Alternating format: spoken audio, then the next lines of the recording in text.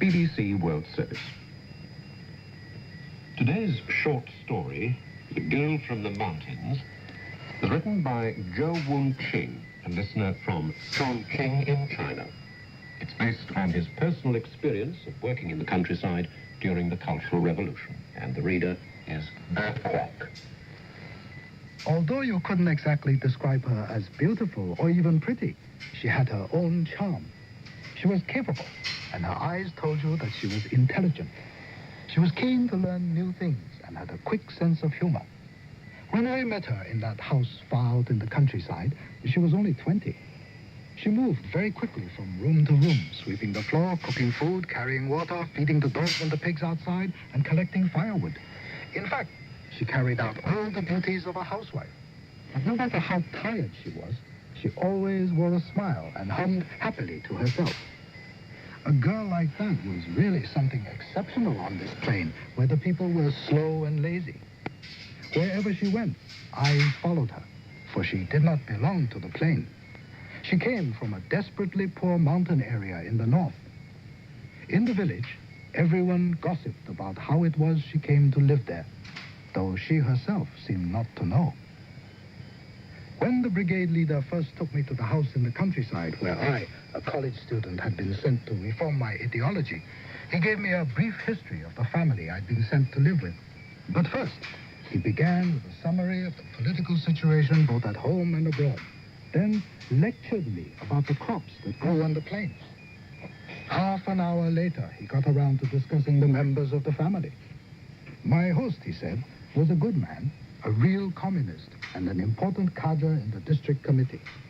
His wife, my hostess, was also a good woman, only, and here he paused, she sometimes acted strangely. They had 4 children, and the eldest was a son of 19. The brigade leader ended his history abruptly with an accidental splatter of saliva on my face. I wondered why it was he had made no mention of the girl that everyone talked about. I carried my case into the courtyard of the house and saw the girl almost running to greet us. Before I could say anything, she began a formal welcome speech. "Oh, great student, great foreign language student. Welcome, welcome to our humble house. But for Chairman Mao, we would never have such scholars in this poor backward plain. Oh, I'm sorry. Give me your luggage. I'll show you to your room. It is the best one we have. No, put your things here and come to the kitchen to freshen up. I'll make the bed for you later. Don't worry. You'll be very comfortable here. By the way, what do I call you?" "Oh, I see. Zhou. I'll call you Teacher Zhou." She talked all the time. My hostess and her son were silent and didn't know what to do. The brigade leader left quietly, but I noticed something in his eyes when he saw the girl. She returned to me with a basin of hot water and disappeared again like a gust of wind, leaving behind her laughter with me in the dark room. I didn't see my host until we finished supper. He was very serious, but very polite to me. His children and wife were obviously afraid of him, but the girl behaved strangely before him. Once or twice, she even laughed contemptuously at him. After exchanging a few words with me about neutral subjects like the weather and the likelihood of a good harvest from the fields that year, my host went to bed, and his wife followed his example almost immediately. The younger children had already gone to bed, but the oldest son stayed a while longer without saying anything. And then, in a low voice, he bade me a quiet and formal good night and slowly left the room. The girl and I sat alone at the table, and she chatted a little about herself and made a joke about her proletarian feelings. The feelings she said she should have for things poor and simple. I couldn't really understand her, and when I asked her why she'd not gone to bed, she told me she had to look for one of the hens, for one had gone missing that day. Her face was flushed, and she appeared very agitated, and I began to realize that she wanted to talk with me. I stood up to go, because I preferred not to get involved in any scandal or awkwardness here. And I had a feeling that the oldest son had not been happy about her staying here alone with me, as I'd seen him staring at her for a moment before he left the room for bed. So I made some excuse and withdrew into my room. It didn't take me long to arrange my few possessions tidily and to get ready for bed. But though I was tired after the day, I wasn't used to sleeping with bugs, as country people must be, and I was very miserable that night. While I turned and wrestled with the covers, the image of that girl kept coming into my head. Happy girl, born in a poor family, her parents were dead, and she relied on the party. As a member of the Mao Zedong Fourth Propaganda Team, she traveled from place to place, away from the mountains where she'd been born. So she'd come to this plain and found this man, my host, who'd shown a fatherly concern for her and taken her in. I guessed that she was grateful to this man and willing to become his daughter-in-law and stay in the family as the wife of his eldest son. And the boy seemed strong and honest, only a little gloomy, but all in all, a good match for her, and they should be a happy couple. I thought of her and her happy life in the future, but that didn't drive away the bugs. And so, at last, in desperation, I pushed away the covers and got up to try and find something to read. There was nothing I had seen in the sparsely furnished room, so I began to look for my school bag.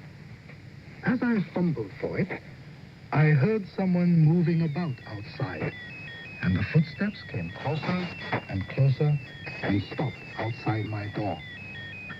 A low voice called out, "Teacher Joe, come out, I beg you. Please, I beg you, come and help us." I thought it sounded like the wife, though I couldn't be sure, for the voice was muffled and husky. What could have happened? Why should she come to me at such a time? I did not dare to open my door. I stood motionless for a few minutes until I realized that she had gone. Then I quietly wrapped myself in my jacket and opened my door at last. There was no one there. So I slipped out into the courtyard, and there, standing quite still under the moon, was my hostess, crying, with her face lifted to the sky. She had only thin night clothes on, and her body was shivering with the cold. Her untidy hair was hanging over her shoulders, and tears were running down her face. When I went to her and spoke, she turned vaguely to me, as if she'd forgotten who I was. "What is the matter?" I asked her. "They are fighting," she said, and she turned toward the closed door of the other room. I went across to it and waited, listening, and thought that I could hear some people inside panting heavily. My hostess still stood in the courtyard. I tried to lead her back indoors, but she did not move. "Why are they fighting?" I said. I placed my hand on her shoulder and tried to lead her to the door. "No, don't ask me why. Don't ask. I don't know anything. I am just a fool. I don't know anything." I left her and went back to the door. There was no sound. I knocked loudly in the silence. "Who is it?" came my host's voice. "It is me, Xiao Zhou. Please open the door." "No, this matter is none of your business. Go back to your room." He was severe. As I was about to do as he asked, I heard the girl speaking to me from inside the room. "Joe, it is nothing really. Please go back to your room. I'm sorry." Her voice was calm but cold and weak. It seemed it took a great effort on her part to speak to me. "How are you? She says you are fighting," I called through the door. I was worried about her. The girl spoke again, this time a bit louder and more firmly. "I am all right. It is only a quarrel between father and son. Go back to bed. Don't worry." Then there was a dead silence. I waited there for a few moments and then went back to my room again. It was 2 o'clock in the morning. I lay awake, stretched on my bed, listening to the night sounds, but they did not fight again. At dawn, I think I fell into a troubled sleep. I got up late the next morning and went into the kitchen for some hot water. Only the wife and the son were there, not talking, and there was no sign of either the father or the girl. No one said anything. And when I asked about her cautiously, the boy stared at me and then said she had gone back to the mountains. I could see that he was almost in tears. I dared not trouble them further. The boy might have been severely beaten by his father. For his face looked odd, and he opened up his arms as he moved. But I didn't feel sorry. I guessed that it was he who had wanted the girl to leave, and I couldn't understand that. Getting a car union, that was him, and it didn't seem to me that he had acted fairly. The atmosphere in the house was heavy, and after breakfast, I left it to the brigade office.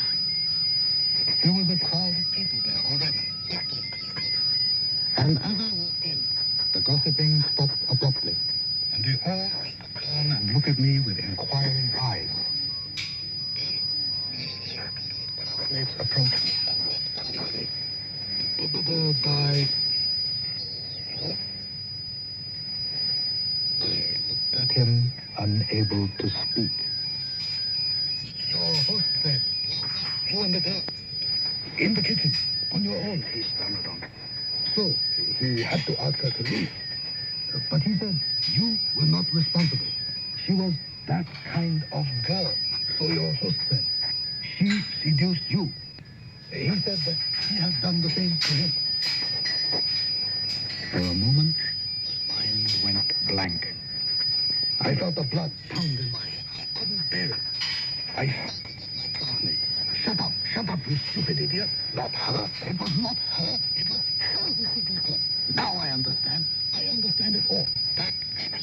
It was him who ruined the girl." From behind me, the voice of the boy spoke. "My father had her in the mountain. He brought her to our house. He intended her for me to be my wife. But he and I opposed my father's plan. I didn't want her after I found out about both. You, an educated man who came to us about her decision. My father was afraid of that, and so he forced me to sleep with her. I am ashamed of my father. I hate myself. If only I hadn't done it, she would be alive now." He could not go on, and forced his way through the crowd and ran away. I had nothing to say about her, about the boy, or myself. Let the others talk. I walked out of the office and slowly made my way toward the river bank. I wanted to have another look at her, even though she was dead.